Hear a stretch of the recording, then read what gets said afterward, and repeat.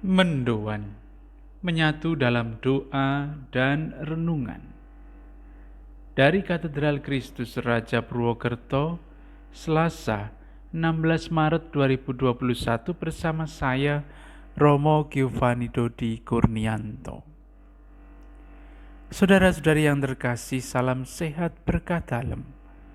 Pagi hari ini kita akan mendengarkan sabda Tuhan dari Injil Yohanes bab 5 ayat 1 sampai dengan 16.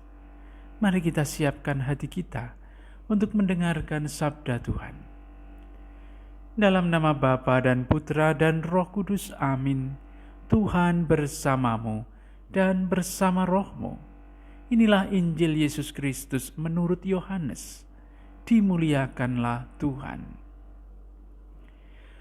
Pada hari raya orang Yahudi, Yesus berangkat ke Yerusalem. Di Yerusalem dekat pintu gerbang domba ada sebuah kolam yang dalam bahasa Ibrani disebut Betesda. Serambinya ada 5, dan di serambi-serambi itu berbaring sejumlah besar orang sakit. Orang-orang buta, orang-orang timpang, dan orang-orang lumpuh yang menantikan goncangan air kolam itu. Sebab sewaktu-waktu turun malaikat Tuhan ke kolam itu dan menggoncangkan air itu, barang siapa yang terdahulu masuk ke dalamnya, sesudah goncangan air itu menjadi sembuh apapun juga penyakitnya. Ada di situ seorang yang sudah 38 tahun lamanya sakit. Ketika Yesus melihat orang itu berbaring di sana, dan karena ia tahu bahwa ia telah lama dalam keadaan itu, berkatalah ia kepadanya, "Maukah engkau sembuh?" Jawab orang sakit itu kepadanya, "Tuhan, tidak ada orang yang menurunkan aku ke dalam kolam itu apabila airnya mulai goncang, dan sementara aku sendiri menuju kolam itu orang lain sudah turun mendahului aku." Kata Yesus kepadanya, "Bangunlah, angkatlah tilammu dan berjalanlah." Dan pada saat itu juga sembuhlah orang itu, lalu ia mengangkat tilamnya dan berjalan. Tetapi hari itu hari Sabat. Karena itu orang-orang Yahudi berkata kepada orang yang baru sembuh itu, "Hari ini hari Sabat, dan tidak boleh engkau memikul tilammu." Akan tetapi ia menjawab mereka, "Orang yang telah menyembuhkan aku, dia yang mengatakan kepadaku, angkatlah tilammu dan berjalanlah." Mereka bertanya kepadanya, "Siapakah orang itu yang berkata kepadamu, angkatlah tilammu dan berjalanlah?"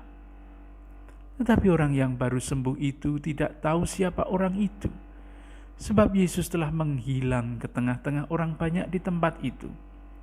Kemudian ketika bertemu dengan dia dalam bait Allah, Yesus lalu berkata kepadanya, "Engkau telah sembuh. Jangan berbuat dosa lagi, supaya padamu jangan terjadi yang lebih buruk." Orang itu keluar, lalu menceritakan kepada orang-orang Yahudi bahwa Yesuslah yang telah menyembuhkan dia. Dan karena itu orang-orang Yahudi berusaha menganiaya Yesus, karena ia melakukan hal-hal itu pada hari Sabat. Demikianlah Injil Tuhan. Terpujilah Kristus. Maukah engkau sembuh? Kalau pertanyaan ini ditujukan kepada kita, apa yang menjadi jawaban kita hari ini? Jangan-jangan kesembuhan tidak terjadi dalam diri kita bukan karena Allah sedang tidak berpihak pada kita, tetapi karena hati dan telinga kita sedang tertutup setiap kali Allah bertanya kepada kita, "Maukah engkau sembuh?" Marilah berdoa. Tuhan, bukalah hati dan telinga kami untuk mendengarkan sabda-Mu dan tawaran kesembuhan dari-Mu yang selalu datang ke dalam hidup kami, demi Kristus Tuhan dan pengantara kami. Amin. Tuhan bersamamu dan bersama rohmu.